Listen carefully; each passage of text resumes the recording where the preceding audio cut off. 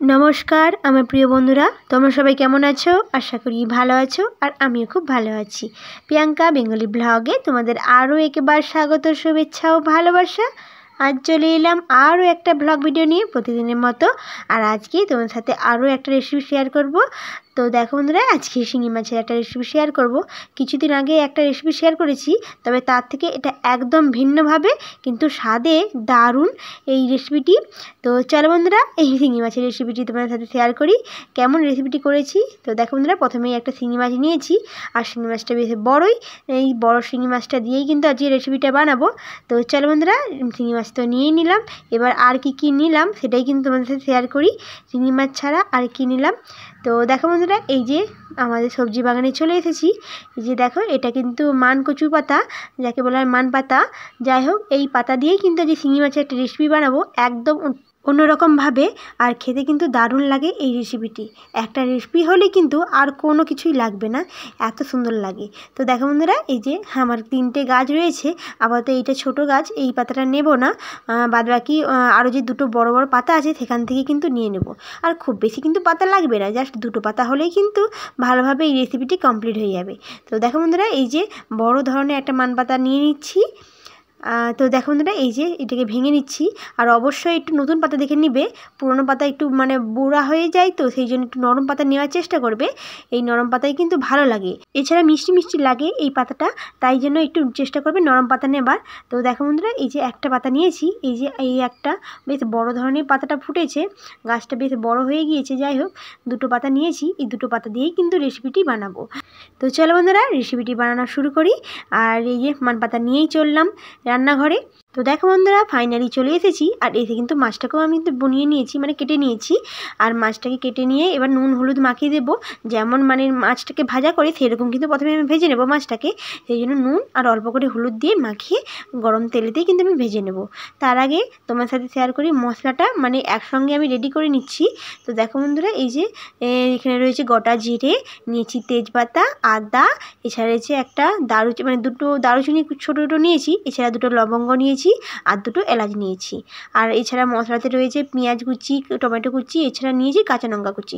আর অবশ্যই চেষ্টা করবে একটু কাঁচা লঙ্কা দিয়েই কিন্তু রান্নাটা করার, কারণ কাঁচা লঙ্কার স্বাদই কিন্তু অন্যরকম হয়, এই রেসিপি কিন্তু ভালো লাগে। শুকনো লঙ্কা দিলেও কিন্তু কোনো অসুবিধা নেই। তো দেখো বন্ধুরা, এই যে মান পাতাটাও কিন্তু কেটে নিয়েছি।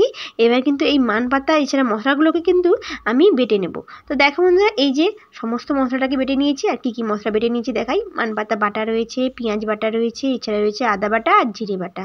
এছাড়া গোটা মশলা হিসেবে রেখে দিয়েছি কাঁচা লঙ্কা কুচি আর হচ্ছে টমেটো কুচি। তো দেখো বন্ধুরা, এই যে সমস্ত মশলা অলরেডি আমার রেডি হয়ে গিয়েছে সমস্ত কিছু। এবার কিন্তু আমি রান্নাটা শুরু করে দেবো। এই যে এবারটা প্রথমে কিন্তু মাছটাকে আমি ভেজে নেব। আর মাছটাকে ভাজার জন্য গরম তেলেতে মাছগুলোকে আমি ভেজে নেব একটা একটা করে। আর এই মাছ ফাটে একটু, তাই সাবধানেই ভাজা করবে তোমরা। আর চেষ্টা করবে একটু অল্প করে নুন দেওয়ার, তেলের উপরে, তাহলে কিন্তু অতটাও ফাটে না। তো দেখো বন্ধুরা, ফাইনালি আর মাছটাকে ভেজে নিয়েছি। আর অবশ্যই লো আঁচে ভাজবেন, নাহলে মাছটা লেগে যাওয়ার সম্ভাবনা থাকে। আর শিঙি মাছ হালকা ভাজাই কিন্তু ভালো লাগে। তো দেখো বন্ধুরা, এই যে মাছগুলোকে ভেজে তুলে নিয়েছি। এবার কিন্তু আমি রান্নাটা শুরু করে দেবো। তো দেখো বন্ধুরা, গরম কড়াতে তেলের উপরে আমি দিয়ে দিচ্ছি তেজপাতা, এছাড়া দিয়ে দেবো পেঁয়াজ বাটা। আর এখানে কিন্তু কোনো গোটা মশলা আমি ব্যবহার করিনি, জাস্ট তেলের উপরেই কিন্তু তেজপাতা দিয়ে পেঁয়াজ বাটাটা দিয়ে দিচ্ছি। তো দেখো বন্ধুরা, পেঁয়াজ বাটাটা দিয়ে এবার ভালো করে কিন্তু পেঁয়াজ বাটাটাকে আমি ভেজে নিচ্ছি একটুক্ষণ। তো দেখো বন্ধুরা, অনেকটা ভাজা হয়ে গিয়েছে। এবার কিন্তু আমি দিয়ে দেবো আদা বাটা। তো দেখো বন্ধুরা, আদা বাটাটাও দিয়ে দিচ্ছি, কেন আদাটা একটু ভালো করে ভেজে নিতে হবে, নাহলে আদা কাঁচা গন্ধটা থাকবে। সেই জন্য একটু তেলেতেই আদা বাটাটা দিয়ে এবার কিছুক্ষণ ভাজা করে নিচ্ছি। তো দেখো বন্ধুরা, এভাবে কিছুক্ষণ ভালো করে ভাজা করে নেওয়ার পর তারপর দিয়ে দিচ্ছি কাঁচা লঙ্কা আর রয়েছে টমেটো কুচি। তো দেখো বন্ধুরা, কাঁচা লঙ্কা আর টমেটো কুচিটা দিয়ে দিচ্ছি। আর এখানে বলে রাখি, তোমরা কিন্তু গুঁড়া লঙ্কাও ব্যবহার করতে পারো, তবে জাস্ট অল্প করেই দেবে, চেষ্টা করবে কাঁচা লঙ্কা দেওয়ার। তো দেখো বন্ধুরা, এবার পরিমাণ মতো নুনটা দিয়ে দিচ্ছি এখানে, তাহলে কিন্তু টমেটোটা জলদি গলে যাবে, সেই জন্য কিন্তু টমেটোর উপরে একটু নুনটা দেওয়ার চেষ্টা করবে। তো দেখো বন্ধুরা, নুনটা আমি দিয়ে দিচ্ছি। এবার আমি টমেটোটা কিছুক্ষণ নাড়াচাড়া করে নেব যতক্ষণ না টমেটোটা গলে যায়। তো দেখো বন্ধুরা, এই যে ফাইনালি টমেটো কিন্তু অনেকটা গলে গিয়েছে। কিছুক্ষণ নাড়াচাড়া করার পর এই যে দেখো একদম কিন্তু অনেকটা গলে গিয়েছে। এবার কিন্তু আমি দিয়ে দিচ্ছি জিরে বাটা। তো দেখো বন্ধুরা, জিরে বাটাটা এবার দিয়ে এবার কিছুক্ষণ মশলাটাকে কিন্তু একসঙ্গে আমি ভাজা করে নেব। তারপরে কিন্তু দিয়ে দেবো হলুদ গুঁড়ো জল। আমি এখানে অল্প করে হলুদ গুঁড়োর জলটা কিন্তু দেব, কারণ এতে মশলাটা কিন্তু নিচে লেগে যাবে না, এছাড়া কিন্তু ভালোভাবে একটা মশলাটা কষানোও যাবে। তো দেখো বন্ধুরা, হলুদ গুঁড়ো জল অল্প করে দিয়ে তারপরে আমি একটু করে জল দিয়ে দেবো যাতে নিচে না লেগে যায়। তো দেখো বন্ধুরা, অল্প করে জল দিয়ে দিয়েছি। তারপরে কিন্তু এবার মশলাটাকে ভালোভাবে আমি কষিয়ে নেবো এখানে কিছুক্ষণ। তো দেখো বন্ধুরা, ফাইনালি মশলাটাকে আমি ভালোভাবে কষিয়ে নিয়েছি। এবার আমি দিয়ে দেবো মানপাতা বাটা, যেটা আমি বেটে রেখেছিলাম প্রথমেই, সেটা কিন্তু আমি দিয়ে দিচ্ছি।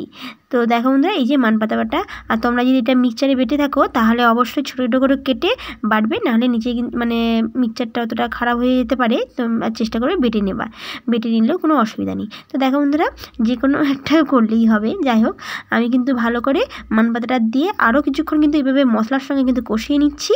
এইভাবে কিছুক্ষণ কষানোর ফলে কিন্তু এই মানপাতার রেসিপিটা কিন্তু দারুণ হয়ে যায়। এখানে কষানোতেই কিন্তু মেন রান্নাটা হয়, সেই জন্য তোমরা চেষ্টা করবে একটু ভালো করে একটু কষে নেওয়ার। আর এখানে কিন্তু মানে মানপাতার যে কাঁচা ভাবটা থাকে সেটা কিন্তু ভালো করে ভাজা হয়ে যাবে কিছু এভাবে নাড়াচাড়া করলে। তো দেখো বন্ধুরা, ফাইনালি হয়ে গিয়েছে কষানো। এবারে কিন্তু আমি জলটা দিয়ে দিচ্ছি, আর পরিমাণ মতো জলটা দিলাম। তোমরা চাইলে একটু বেশিও দিতে পারো, কোনো অসুবিধা নেই। যেমন ঝোল রাখতে চাও সেই রকম অনুযায়ী জলটা দেবে। তো দেখো বন্ধুরা, জলটা দিয়ে এবার কিন্তু ভালো করে আমি মানে মিশিয়ে নিচ্ছি জলের সঙ্গে এই মানে সবজিটাকে, মশলাটাকে। তো দেখো বন্ধুরা, ফাইনালি কিন্তু হয়ে গিয়েছে। এবার কিন্তু আমি কিছুক্ষণ মানে ফুটিয়ে নেব, অর্থাৎ সিদ্ধ করে নেব এই মশলাটাকে। তো দেখো বন্ধুরা, হয়ে গিয়েছে, ফুটিয়ে গিয়েছে। এবার কিন্তু আমি মাছটাকে দিয়ে দিচ্ছি, ভাজা মাছটাকে। তো দেখো বন্ধুরা, ভাজা মাছটাকে দিয়ে এবার কিন্তু আরও কিছুক্ষণ আমি ফুটিয়ে নেব, যাতে এই মাছটা ভালোভাবে ফুটে যায়, সিদ্ধ হয়ে যায়। এছাড়া কিন্তু মশলাটাও কিন্তু মাছের মধ্যে ঢুকে যায়, সেই জন্য কিছুক্ষণ আমি ফুটিয়ে নেব। তো দেখো বন্ধুরা, ফাইনালি হয়ে গিয়েছে আমার সুন্দর একটা রেসিপি। আমার রেসিপিটি প্রায় কমপ্লিট। এবারে কিন্তু আমি তুলে নেব। তো দেখো বন্ধুরা, তুলে নিয়েছি, আর খুব সুন্দর একটা রেসিপি তৈরি হয়ে গিয়েছে। আর আমি অবশ্যই তোমাদের বলবো, তোমরা অবশ্যই বাড়িতে একবার বানিও আর খেয়ে কমেন্টে জানিও কেমন লেগেছে আজকের এই রেসিপিটি। আর যদি ভালো লাগে তাহলে অবশ্যই লাইক, সাবস্ক্রাইব করে দিও, আর শেয়ার করতে কিন্তু ভুলো না। ধন্যবাদ বন্ধুরা, এতক্ষণ ভিডিওটি দেখার জন্য অসংখ্য অসংখ্য ধন্যবাদ। আজকের মতো এখানেই, আবার দেখা হবে নতুন একটা ব্লগ ভিডিওতে। ততক্ষণ আপনারা সুস্থ থাকবেন, সুন্দর থাকবেন, খুব ভালো থাকবেন। অসংখ্য অসংখ্য ধন্যবাদ ভিডিওটি দেখার জন্য।